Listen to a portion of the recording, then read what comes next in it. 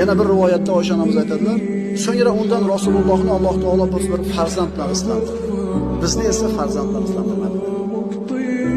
Ammo Moriya onamizni quvonchi, xursandchilik uzoqqa cho'zilmadi. 2 yilga yetib yetmasdan o'g'li Ibrohim vafot etdi.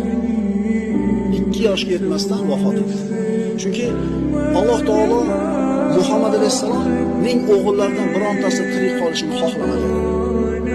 Ma kana Muhammadun aba ahadin min rijalikum dedi Alloh taolo.